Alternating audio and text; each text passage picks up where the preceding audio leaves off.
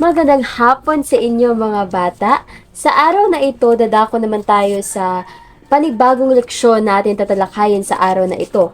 Ngunit, bago tayo dadako sa ating bagong leksyon o sa mga gagawin pa nating aktibidad sa araw na ito, uunahin muna natin ang panalangin.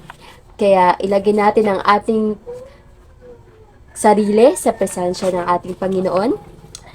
Most gracious and heavenly Father, O God, maraming salamat po sa araw na ito na binigay niyo po sa amin. Maraming salamat rin po sa buhay na meron kami ngayon, sa free air, Lord God, na ginabreathe na mo karon nga adlaw, Lord God. Lord, maraming salamat po at naway gabayin niyo po kami sa aming leksyon ngayon sa araw na ito at ikaw magbibigay ng knowledge, Lord God, sa akin, Lord God, lalo din sa mga estudyante ko na makatch up nila, Lord God, ang aming tatalakayin sa araw na ito.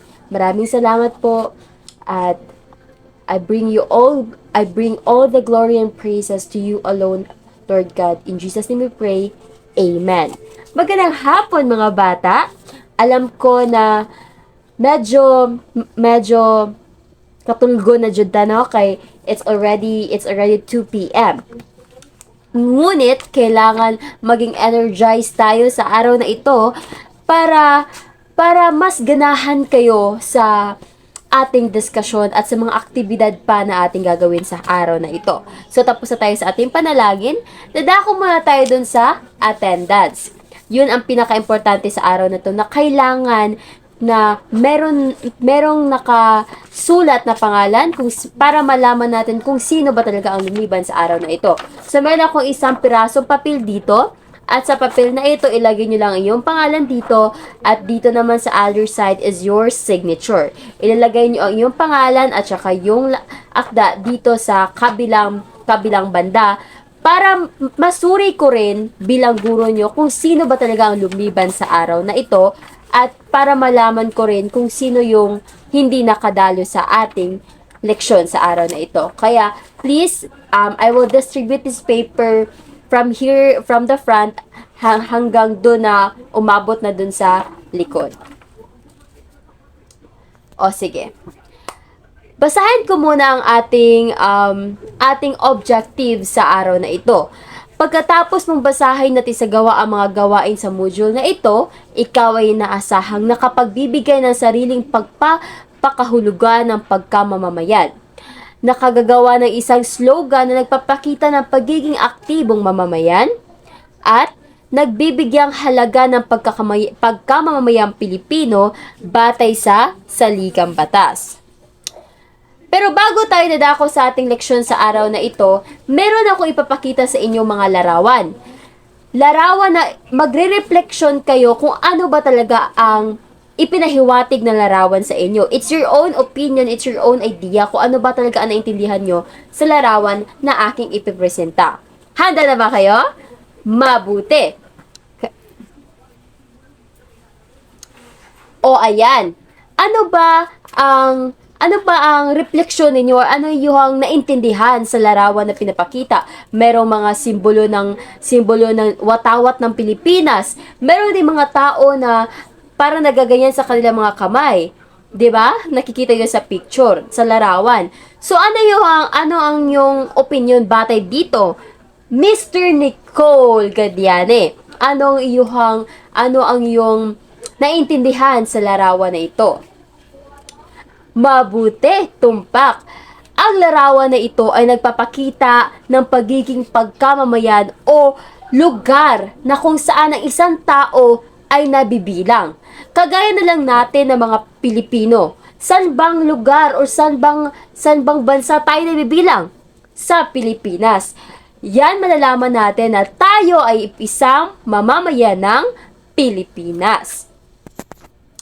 Kaya ang ating tatalakayin sa araw na ito ay ang pagkamamamayan, konsepto at katuturan. Ang pagkamamamayan ay marami itong koneksyon. Pagkamamayan, pwede kang tumulong sa kapwa-tao mo, di ba? Yun yung talaga yung naintindihan natin. Pero sa leksyon na ito, ang pagkamamamayan ay yung citizenship. Like, kung saan talaga nabibilang talaga yung isang tao. Katulad natin, kung saan tayo nabibilang tayo, mamamayang Pilipino tayo dito sa Pilipinas. At dito sa leksyon natin ngayon ay malalaman natin kung ano ba talaga ang pagkamamayan, kung saan ba siya nagsimula, at ang mga konsepto at katuturan. So meron tayong i-discuss ngayon tungkol sa mga sektor ng law tungkol sa citizenship. So, konsepto at katuturan ng pagkamamayan or matatawag nating citizenship. Teka lang. Ayan. Ang pagkamamayan or citizenship ay ang kalagayan o katayuan ng isang tao bilang miyembro ng isang pamayanan o estado. Katulad mong isang bata or isang bata na nabibilang sa bansang Pilipinas. Kung saan o ano ang katayuan mo bilang isang mamamayan, yun ay tawag mong citizenship. Sa panahon ng kabihasang Grego, nagsimula ang konsepto ng citizen. So, sa panahon ng kabihasang Grego, doon nagsimula ang konsepto ng pagkamamamayan or matatawag natin citizen. Ang kabihasang Grego ay binubuo ng mga lungsod-estado na tinatawag na polis. So, alam ko, ang polis ay isa itong lungsod-estado nung panahon ng kabihasang Grego. Ito yung nabuo nung panahon pa ng kabihasang Grego. Ayon kay Pericles, hindi lamang sarili ang iniisip ng mga citizen, kundi maging kapakanan ng estado. Yun ang trabaho. Yun ang mindset ng mga tao na hindi lang sarili natin ayon kay Pericles, that's how he view the perspectives of the people, na hindi lang ang sarili nila ang iniisip nila, kundi ang kapakanan din ng estado na nabibilangan nila. Sa nagdaang panahon, nagbago ang konsepto ng citizenship at ng pagiging citizen. Sa kasalukuyan, tinitingnan natin ang citizenship bilang isang legal na kalagayan ng isang individual sa isang nasyon, estado. I can give you an example sa Amerika, 'di ba? There's a lot of Filipino people that go to abroad, 'di ba? Maraming Pinoy ang nagtatrabaho sa abroad para matustusan ang pangangailangan ng kanilang mga anak o kanilang pamilya. And though sometimes there are also people or there are also women here in the Philippines na nakapag-asawa ng Amerikano, 'di ba? So, ayon dito na ang citizenship sa kasalukuyan ay naging legal na kalagayan. For example, a Filipino woman married an American man, and then they married in the America. So yun magiging legal na kalagayan na yun kasi dumaan sila sa isang proseso. Malalaman natin yan kasi tatalakayin natin ang proseso ng isang citizenship at ang mga sektor na ito. Ang pagkamamayan o citizenship ay ugnayan ng isang individual at ng estado. So this is between you and the estado that you were belong. Ito ay tumutukoy sa pagiging miyembro ng isang individual sa isang estado kung saan bilang isang citizen siya ay ginawaran ng karapatan at tungkulin. We have our own rights in our country, diba? Here in the Philippines, it's a democratic country. We feel the freedom that we had right now. So sa Pilipinas, inilahad ng estado sa saligang batas kung sino ang itinuring ng mga citizen at mga kaakibat na tungkulin at karapatan ng mga mamamayan. Ito ay kaapat ng artikulo ng Saligang Batas ng 1987, ang Pilipinas na nagpapahayag tungkol sa pagkamamayan. Ito yung sinasabi ko sa inyong mga seksyon. At ito ang Saligang Batas ng 1987 ng Pilipinas na nagpapahiwatig o nagpapakita tungkol sa pagkamamayan ng mga Pilipino. I-zoom in lang natin kasi hindi nyo makita. So, ayan. Section 1. Ang sumusunod ay mamamayan ng Pilipinas. Yaong mamamayan ng Pilipinas Sa panahon ng pagpatibay ng konstitusyong ito, yaong mga ama o mga ina ay mamamayan ng Pilipinas. Your parents, yaong mga isinilang bago sumapit ang Enero 17, 1973 na ang mga ina ay Pilipino, na pumili ng pagkamamamayang Pilipino, pagsapit sa karapatang gulang at yaong mga naging mamamayan ayon sa batas. So those child that are belong bago sumapit or before the Enero 17, 1973, matatawag natin sila na or their parents or their mother is also a Filipino, matatawag natin sila na mamamayan ng Pilipinas. So section 2, ang katutubong inaanak na mamamayan ay yaong mamamayan ng Pilipinas mula pa sa pagsilang na wala nang kinakilangang gampanang anumang hakbangin upang matamo o malubos ang kanilang pagkamamamayang Pilipino. Yaong mga nagpasya na maging mamamayang Pilipino ayon sa Section 1. Talataan 3 nito ay dapat itinuring na katutubong inaanak ng mamamayan. Section 3. Ang pagkamamayang Pilipino ay maaring mawala o muling matamo sa paraang itinadhana ng batas.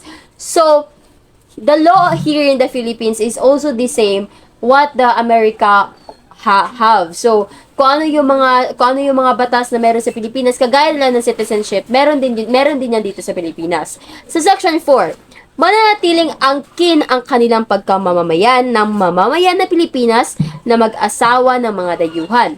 Matangi kung sa kanilang kagagawan o pagkukulang sila ay tuturing sa ilalim ng batas na nagtakwil nito.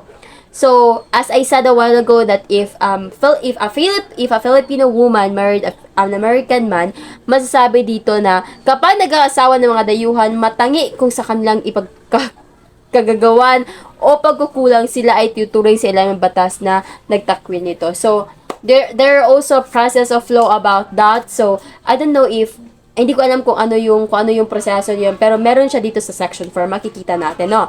Section 5, ang dalawahang katapatan ng mga mamamayan ay salungat sa kapakanang pambansa at dapat ilapatan ng kanilang kakulangan batas. Dito sa citizenship o pagkamamayan, meron dalawang prinsipyo ang pagiging mamamayan. Ito ang Jus Sanguinis. Ano ba talaga ang Jus Sanguinis? Ang pagkamamayan ng isang tao ay nakabase sa pagkamamayan ng isa sa kanyang magulang.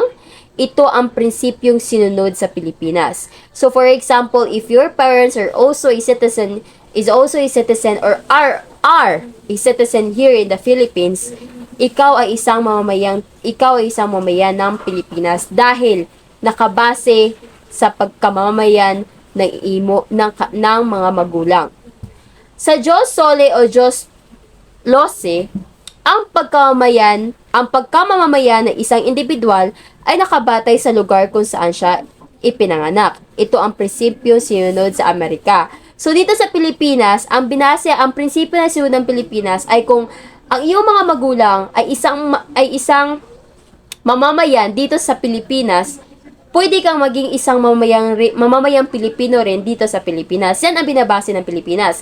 Sa Amerika naman, ang sinunod din ng prinsipyo ay kung doon ka sa Amerika ay pinanganak at ang iyong mga magulang ay isang Pilipino at doon ka ipinanganak sa Amerika, posible na maging American citizen ka. Dahil yun yung prinsipyo na sinunod ng Amerika kung doon isinilang ang isang bata. Ang pagkamamamayan o citizenship ay ugnayan ng isang individual at ng estado. Ito ay tumutukoy sa pagiging miyembro ng isang individual sa isang estado kung saan bilang isang citizen siya ay ginawaran ng mga karapatan at tungkulin. Yun yung natamo natin ngayon. Bilang isang Pilipino or bilang isang mamamayang Pilipino, kagaya mo na lang na isang estudyante, karapatan mo na pumunta sa eskwelahan upang matuto. Ako, karapatan kong magtrabaho upang matustusan ang pangailangan ng aking pamilya at karapatan kong tumuro sa mga bata dahil yun yung posisyon na aking pinili sa buhay ko. Yun lang ang ating diskusyon tungkol sa pagkamamayan at konsepto ng katuturan. Ngayon, punta naman tayo sa mga aktibidad na ating gagawin na magiging active kayo ulit sa pag-participate dito. Ang aking aktibidad ay likha tula. So, this is English integration. So, ang klase ay hahatiin sa dalawang pangkat. So, this will be the group 1 and this will be the group 2.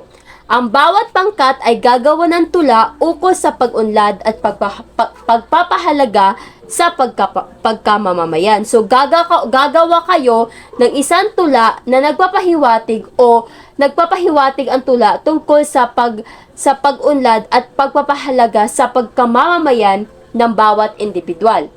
So, ito ang rubrics natin. Bibigyan ko kayo, ito ang rubrics natin, kooperasyon 15 puntos, nilalaman 10 puntos, mensahe 10 puntos, kabuuhang 35 puntos. Bibigyan ko kayo ng 3 minutong preparasyon at 3 minuto rin na pagpresenta sa harap. Your timer starts now.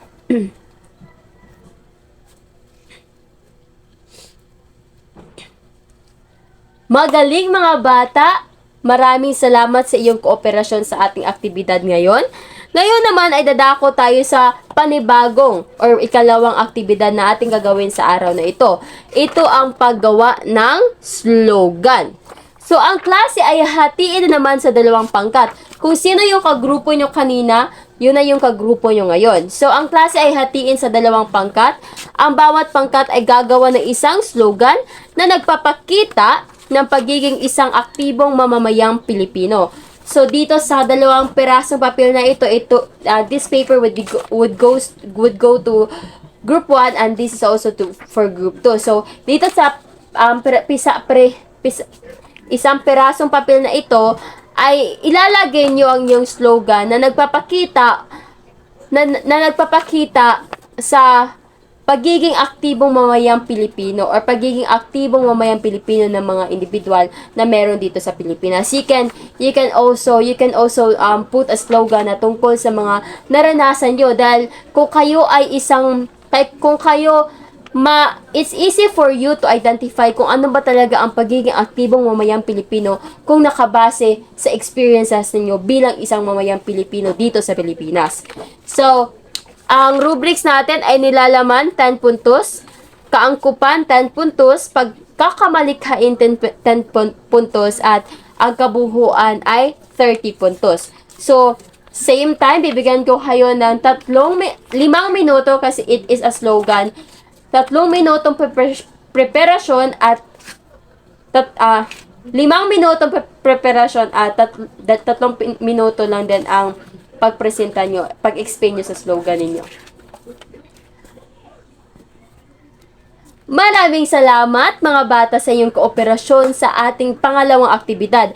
Ngayon naman ay dadako tayo sa dula or role play. Alam ko na some of you have talents in role playing, in acting, di ba? So, ang klase ay hatiin sa 3 pangkat. So, this, counting tayo para hindi bias sa iba, no? Counting from here hanggang sa last. So, this will be the group 1, this will be the group 2, and sa likod naman ang group 3. So, ang klase ay hatiin sa 3 pangkat. Ang bawat pangkat ay magbubuo ng maikling dula na naglalarawan sa 2 prinsipyo ng pagkamamamayan. Ano yung 2 prinsipyo ng mamamayan? Diyos. Okay. Ang 2 prinsipyo ng mamamayan ay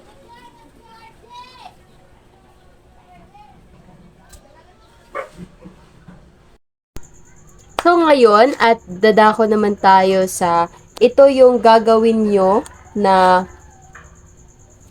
sa roleplay ninyo. Itong 2 prinsipyo ng pagkamamamayan, which are the Diyos Sangguenes at ang Diyos Soli o Diyos Lucy. So, yan yung gagawin nyo sa iyong role play. So, ito ang ating rubrics sa gawain na ito. Kalinawan ng pananalita, 10 puntos. Pagpapahalaga ng damdamin, 20 puntos. At magandang kalidad ng mga salita, 20 puntos. Kabuuan na 50 points sa aktibidad na ito. Kaya ayusin nyo ang iyong pagsasadula. Maraming salamat mga bata sa inyong kooperasyon. Salamat sa pagiging aktibo ninyo sa ating leksyon sa araw na ito. Ito ang iyong takdang aralin para sa araw na ito. Paki-picture na lang para mas maging madali tayo para matapos ng ating klase. Maraming salamat mga bata sa inyong kooperasyon sa araw na ito. Naway meron kayong natutunan sa ating leksyon sa araw na ito bilang isang mamamayang Pilipino dito sa Pilipinas. Maraming salamat at magandang hapon sa inyong lahat.